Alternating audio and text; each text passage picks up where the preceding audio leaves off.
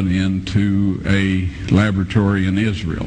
I asked one of the people I work with in antiquities, where is a good laboratory that does reliable work?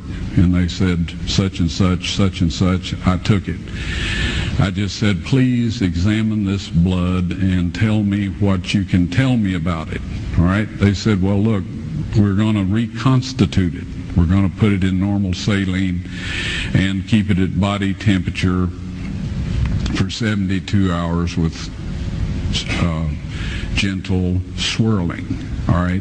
That's their business. That's great. I said, now I want to be there when you check it out. They said, fine. So I was back. They checked it out. I said, now, they said it's human blood. We can tell that. They did whatever tests they need to do.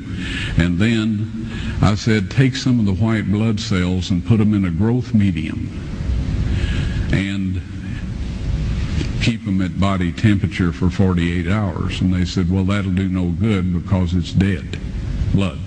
I said, would you please do that for me? And they said, okay, we'll do it.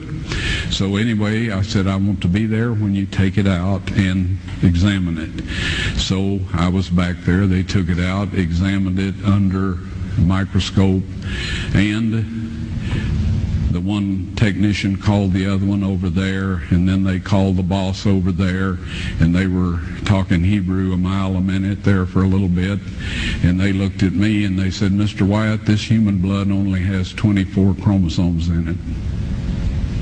Everybody else has 46. You see, 23 from your mother, 23 from your father, 22 autosomes from your mother, 22 autosomes from your father. You get an X from your mother, you may get an X or a Y from your father, all right? This blood had 23 chromosomes from the mother's side, one Y chromosome only.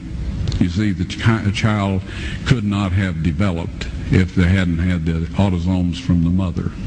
So all of his physical characteristics were determined by his mother's side of the family, her autosomes. His maleness was determined by this one Y that came from a source, not a human male. Then they said, this blood is alive. And then they said, whose blood is this?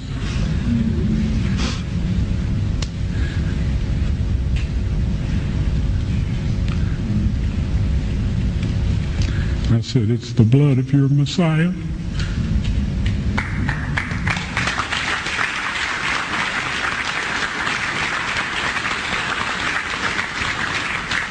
And I assure you, those men's lives have changed.